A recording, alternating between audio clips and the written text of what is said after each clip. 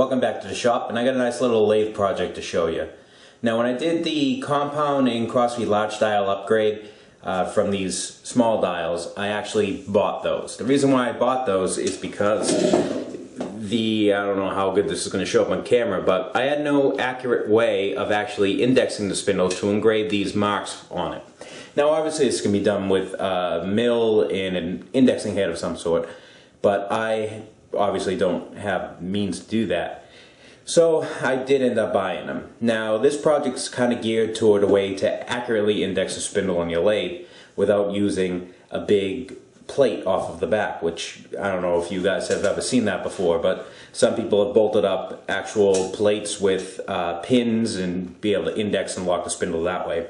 Now this project, I can't take credit for thinking this up. I did see it on one of the machinery forums. I am not sure which one. I know I did see it a while ago, and I was just waiting to get the parts to be able to do it.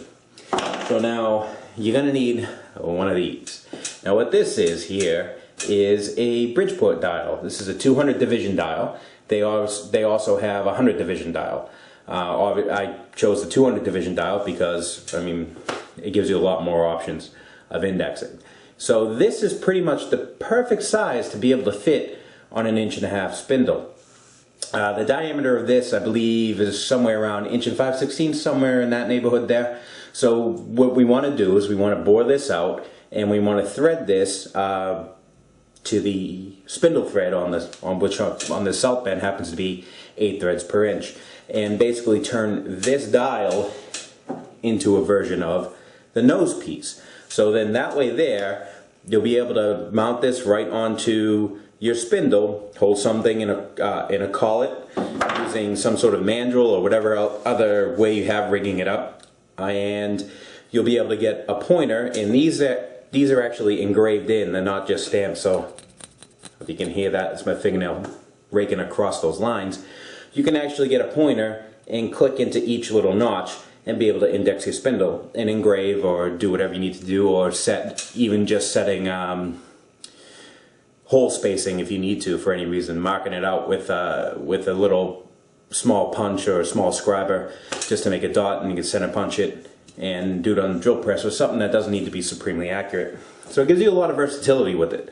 So we have to thread this to fit the spindle. Now if you notice, there's this outside face here is machined, this bore is machined, this other larger face is machined up until this radius is machined perfectly flat.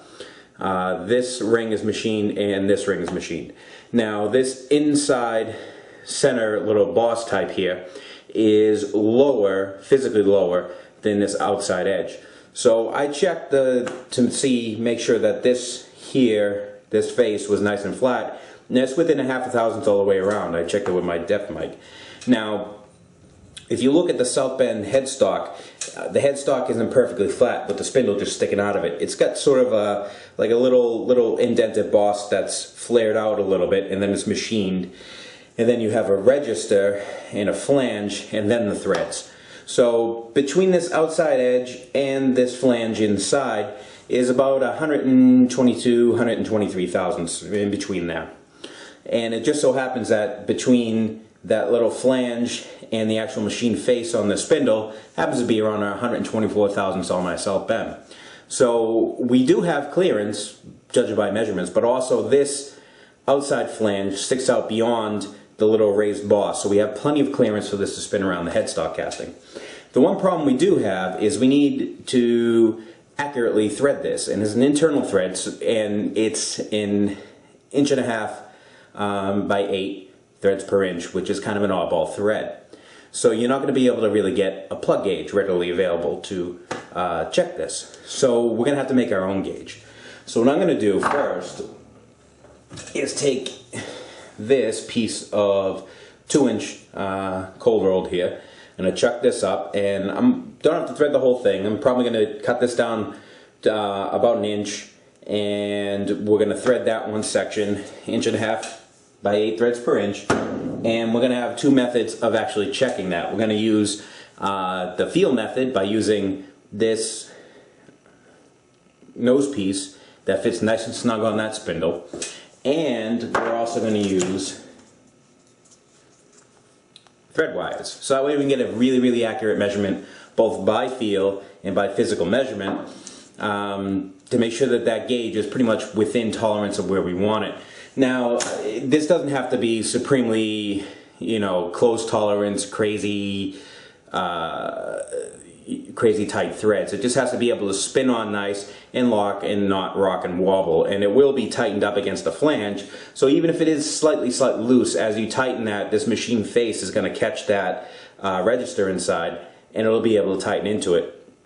Also, you'll have to measure your lathe. I'll have to measure this one once I get the chuck off, but there's an actual physical register after the threads. So it's the threads and then a register. Now that register is a little bit bigger than 1.5 inches. So we're going to have to thread this and then bore a little bit out of it for the that thread register to be able to fit this on all the way. So we're going to be able, I just want to give a quick rundown of some of the tools that we're going to use, just so you know what's involved with the project. Obviously you're going to need a Bridgeport dial. We're going to use the thread measuring wires. Now these aren't necessarily required. You can have either or. You can either have a physical gauge of some sort, which would be this, or the thread measuring wires. You don't necessarily have to have both, but we're going to use both because we have both, and I only have one shot of boring this sucker out. You're also going to need, well, obviously a micrometer of some sort. We're going to be using 2-inch micrometer, obviously. Telescoping gauges, or some sort of way of measuring the inside bore accurately. If you have some sort of micrometer that'll be able to go into a bore that small, you can use that also. And a boring bar. Now I'm just going to be using the regular ones that take a regular piece of high-speed steel, which I already have ground to my 60-degree point. So that's kind of the rundown of the main tools that you're going to be needing. Obviously thread gauges and stuff like that, and calipers are a given, but that's kind of the rundown of this. So I'm just going to go touch up all my tool bits that I'm going to be using, make sure they're all nice and sharp, give the lathe a quick little wipe down. It's just a little dirty from last time I used it. Oil it up, and we're going to chuck up this piece of stock. We'll center drill it, and we'll turn this down and start turning our gauge. Alright, so I already faced the part, I already center drilled it, got my tailstock all set up. We're going to turn it down to 1.5 inches in diameter for a length of 1.25 inches. That'll give me plenty of room to thread and get a relief and everything in there. So I have everything set right now. I touched off. We're just going to start turning it down. I'm only going to take 100 thousandths per pass. I'm going to be running kind of slow on the feed here. I don't really need to push the cutter. Time isn't an issue here, so I'm just going to take my time and do it so I don't mess up.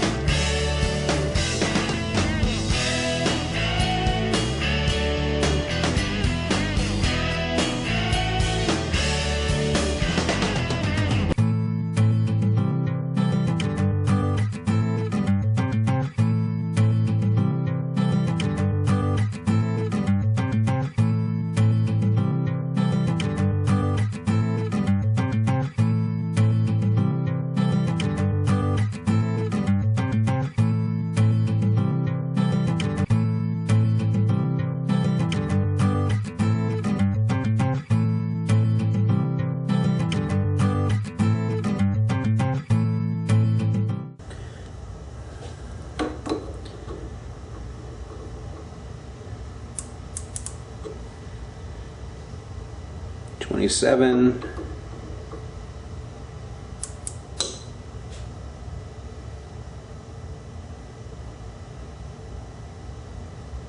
$27.5. It's like about 27 or so to go. So we'll probably take 25 and then we'll polish the last two out. Got my part all cooled down, I remiked it, and we're right on the money on the size. Now we got to put in our thread relief, and let me grab my threading tool here. Just eyeballing the width that we need. It's about 2.5, 3 times the size of that potting blade is the width I'm going to want. Again, we're just using this as a gauge, so it's not really critical. We don't have to thread up to a shoulder, so we can put a thread relief in here. If you were threading up to a shoulder, you would use, the easiest way to do it will be to use a dial indicator mounted to your carriage. That way you have a 0 point to pull out at all the time. And I'll probably use this in conjunction with the thread relief also. But we've got it in back gear, and I'm just going to dig in.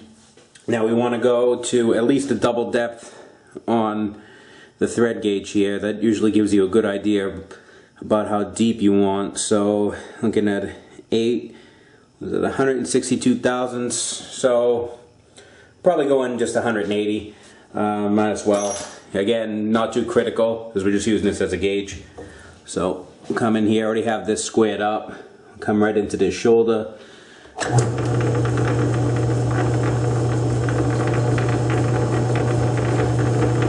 I had already put a chamfer on the front here and on this side with the other tool while I was at it before I had taken it out. So there's 0 there.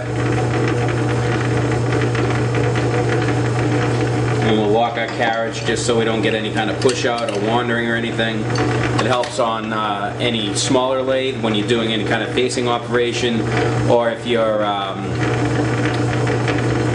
potting off or doing any kind of thread relief, any kind of plunging, cutting. Locking down your carriage really helps a lot with the chatter. Also slowing your lathe down obviously also helps.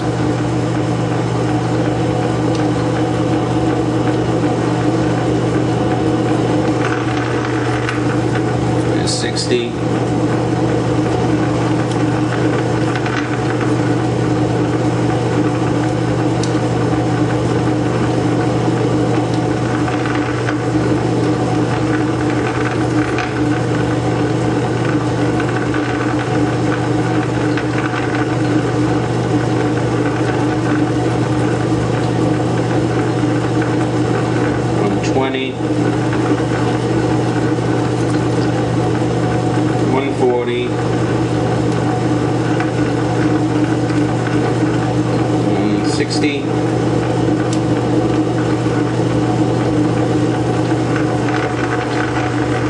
And 180.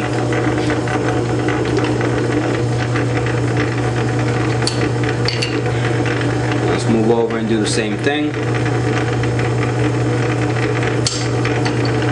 I'm just going to slightly overlap the cut so I don't have a ridge in the middle.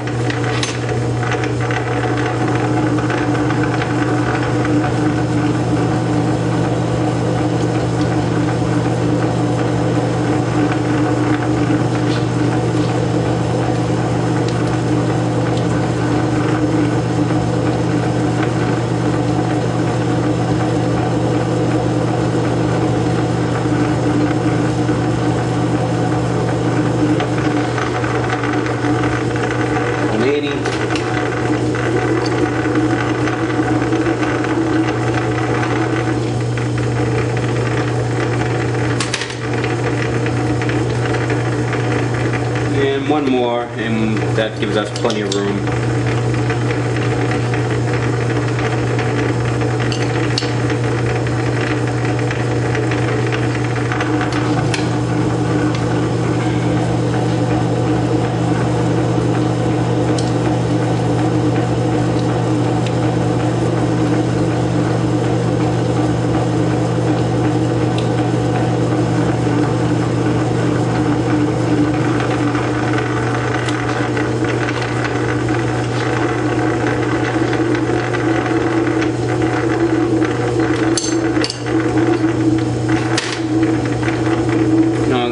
Keep that setting and just drag it right across and just clean up that groove. And all that's doing is taking away any little ridge left in the middle, which really isn't that much, so.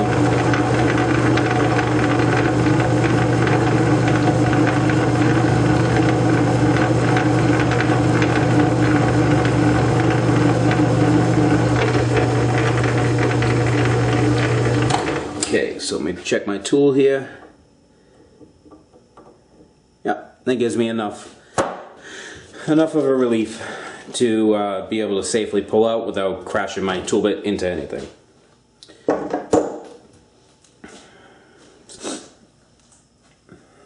Alright, we got you set up at a bit of a funky angle just so we can see all the controls being worked at the same time.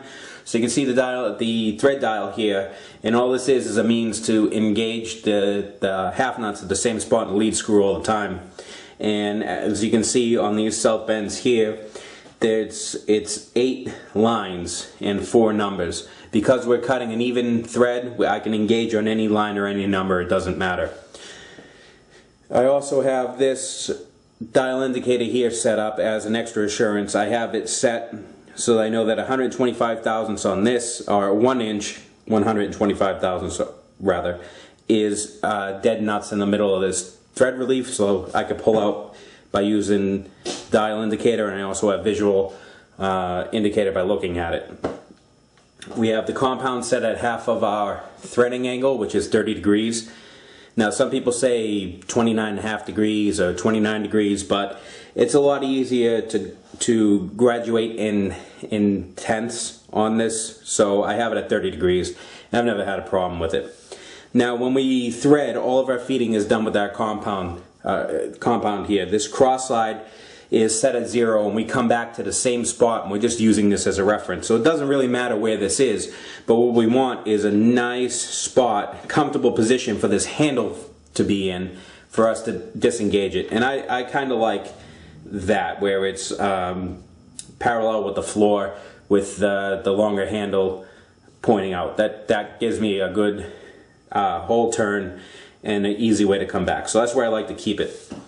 Now the reason why we want to feed in with just the compound is our compound is set at half of our threading angle. So what that's going to do is allow us to only cut on the front edge of this threading tool, just like you would with regular turning. If you plunge cut using the compound, you're cutting on both sides of the threading tool, and you're basically using it as a form tool. And what that's going to do is it's going to do 2 things. One is you're going to have a higher tendency of breaking the tip off of this tool blade, especially on a lighter lathe. You'll kind of run into more problems with the plunge cut because you're actually taking a decent amount of metal off at a time. The other problem you have is your thread form isn't going to be as true because that's a hand ground tool bit. You're never going to get on a perfect 60-degree angle no matter what you do. So you kind of, by going in at an angle, that kind of offsets a little bit of an off angle on the tool bit. So anyway, so we're going to come in here and we're just going to crank our cross slide in here right until about there, which is where we feel comfortable. I'm going to set our 0, and I'm going to start the lathe up, and I'm going to use this compound here to feed in and touch, and then I'm going to 0 my compound. Now we can't use this as an actual depth of cut because we're actually feeding in at an angle, so we're not feeding in what we're actually reading on the dial. And the math is a little bit more complicated to do in your head. As you're doing it, you would have to write it up with the cosine, tangent, all that other stuff. But we can kind of get an idea. So 162 thousandths is my double depth of thread. So when we get close to that on this dial here, and once we start to see some of the threads pointing up, we can break out the wires and kind of see where we are. But it's going to take a little bit to get there. So right now, let me just throw some bluing on here. Now we're going to be threading this in back gear because we're going to be doing 8 threads per inch. So this carriage is kind of going to be moving at a pretty good clip. And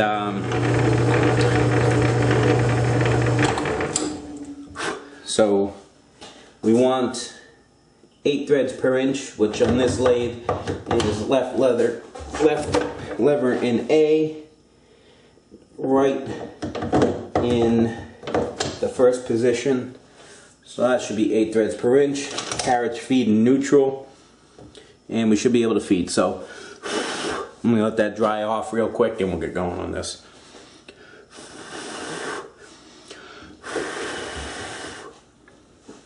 Alright, so we're dry there, so I'm going to turn this on. I'm going to slowly feed compound in until we touch, or cross-side rather, so we just touched right there.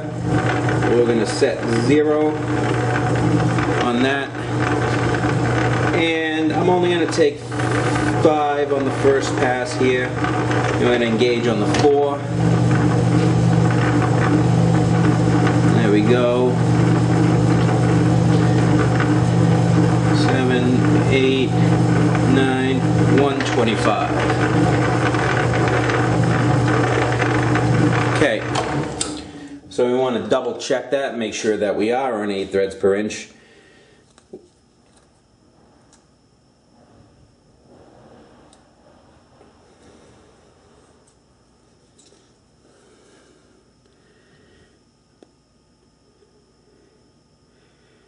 And we're right in there. Okay, so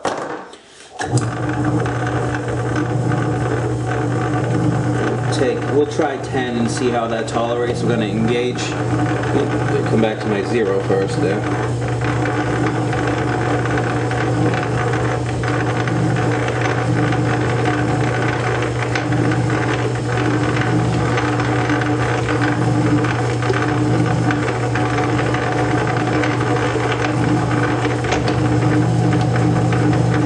See how it tolerates this.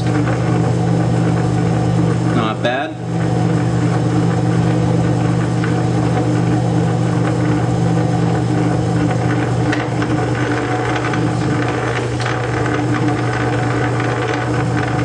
Cross slide back to 0. Feeding with my compound. And like I said, I'm going kind of slow with this just because I don't want to screw up. So.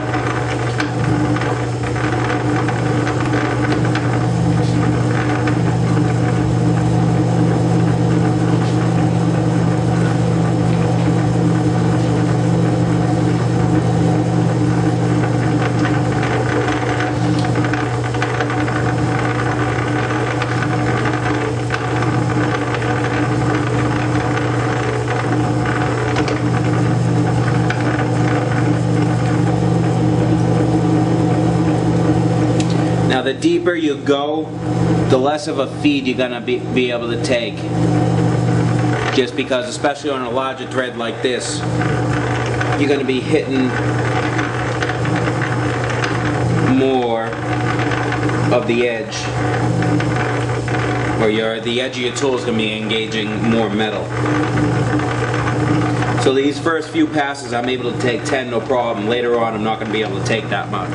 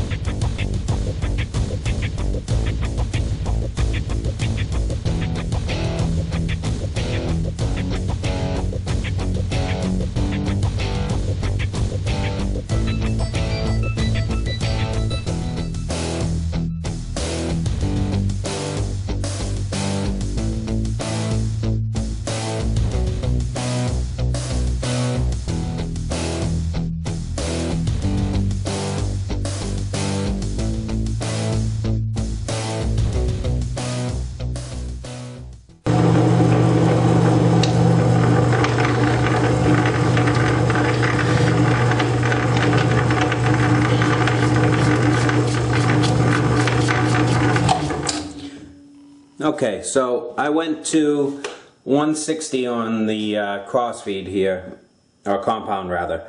So 160 in, and our double depth that's on our fish here is 162. So we're gonna try to test fit right now by hand here, and we're gonna see what we come up with. So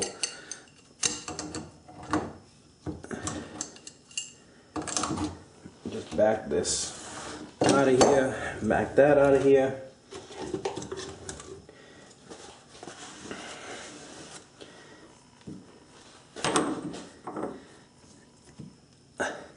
And it definitely wants to go on there. Definitely wants to go on there.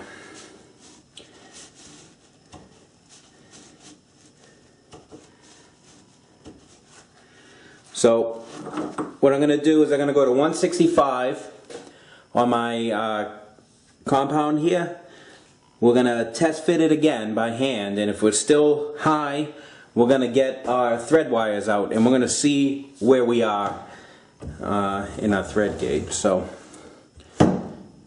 let's test fit.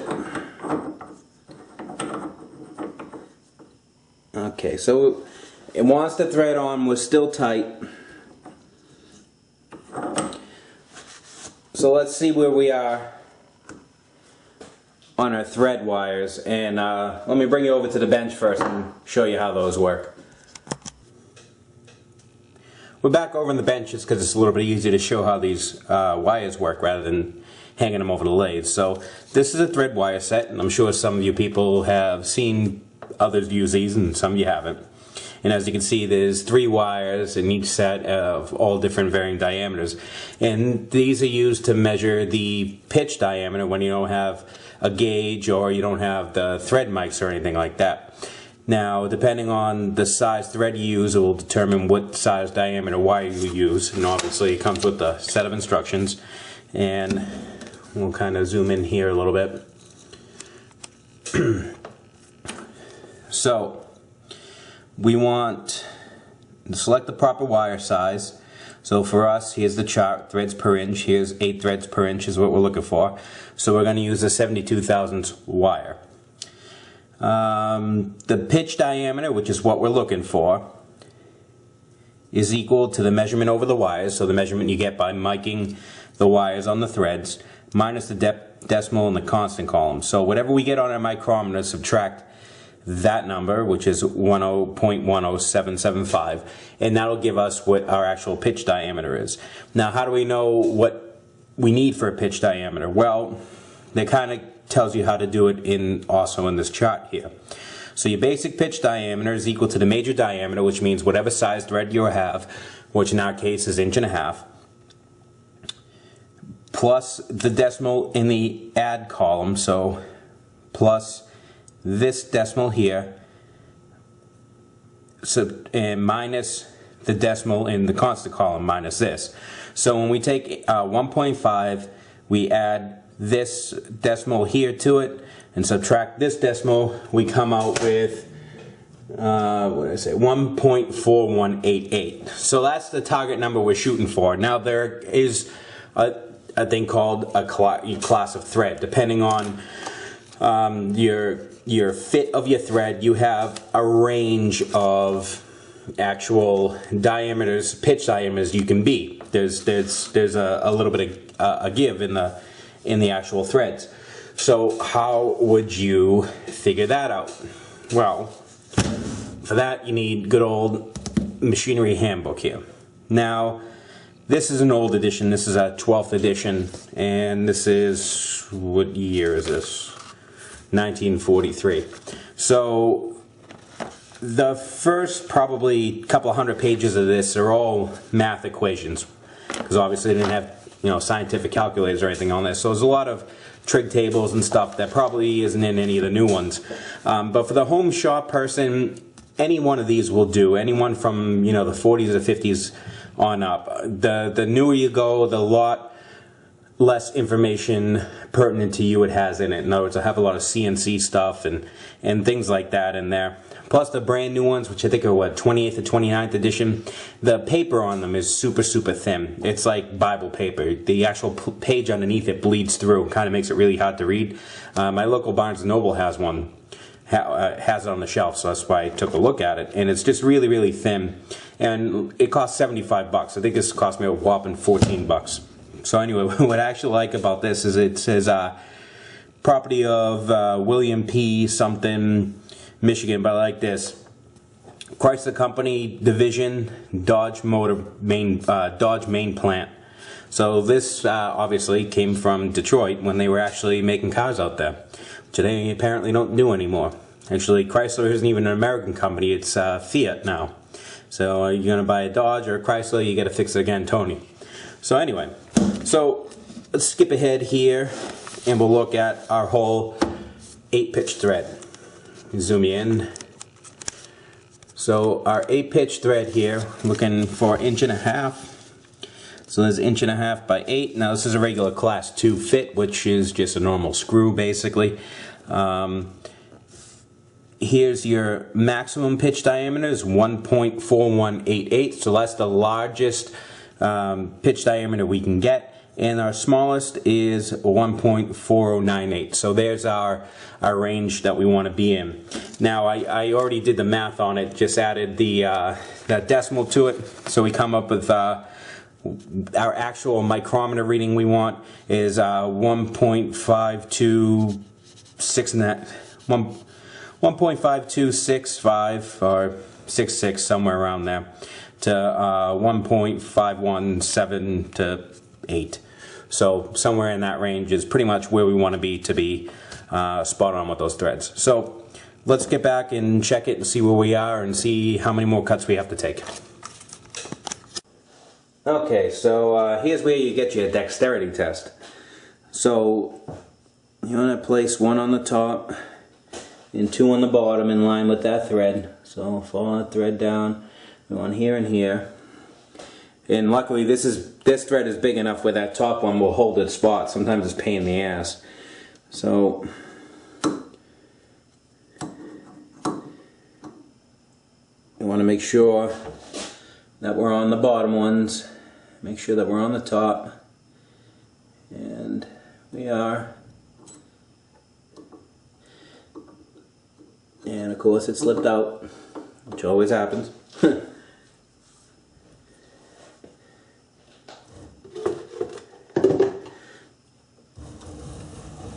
Let's move my carriage a little bit more out of the way here.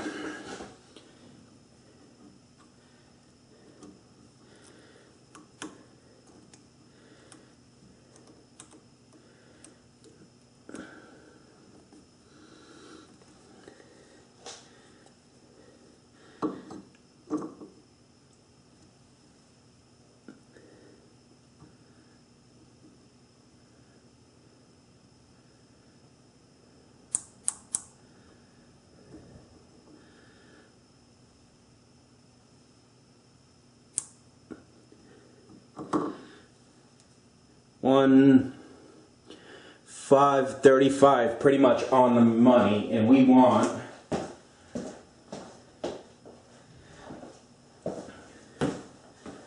we're $1.535 on the money, and we want $1.526.5 or so. So we got another 9 or 10 to come off there. So what I'll do is I'll go 10 more on my cross slide here, and then we'll give it another check. Okay, so our nut thread's on there really nice. We go all the way down the end.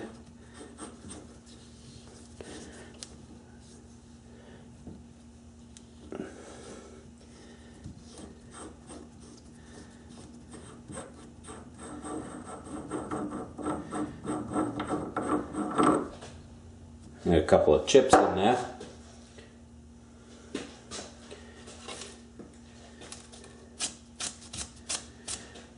So we'll take another quick wire measurement here, and we'll see what we come up with.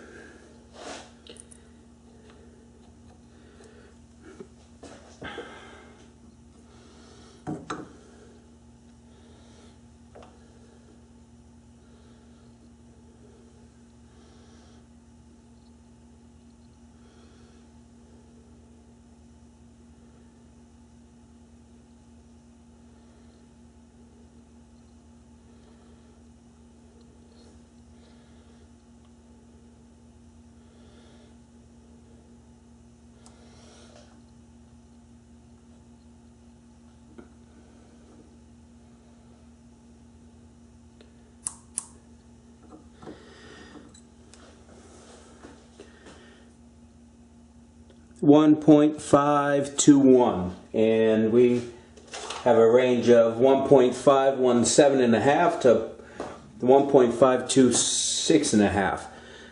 So we're definitely in the range there. So what I want to do now is we're going to take the chuck off.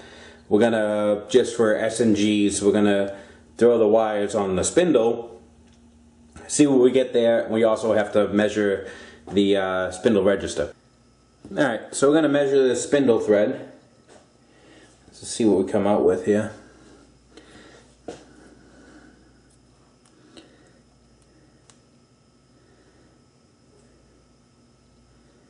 Again, it's nice when these things lay flat on the top. Takes a little less pain in the butt to hold them.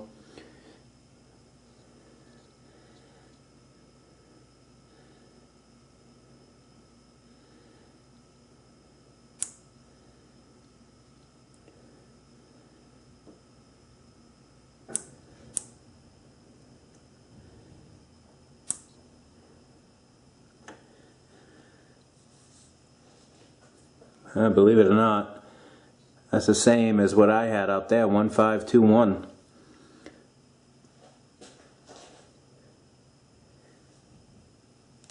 So there you go. So now I want to measure this outside register here. Let me just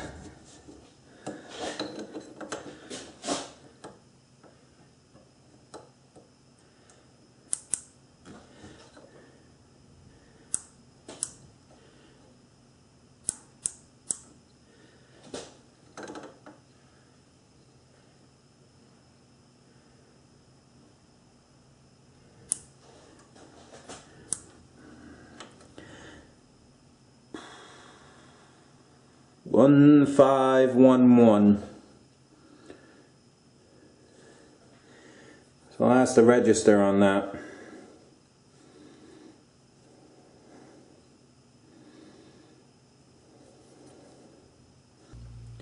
Right now we know the diameter of our register there, so we can start boring the dial. Let me just see an idea how long that is. And so we can get a quick idea. Looking at about, if I do a quarter, it's just shy of a quarter inch. So if I do a quarter inch, we have more than enough clearance there. Alright, so let's get the four jaw chuck in here, and we can start indicating a dial and boring it out.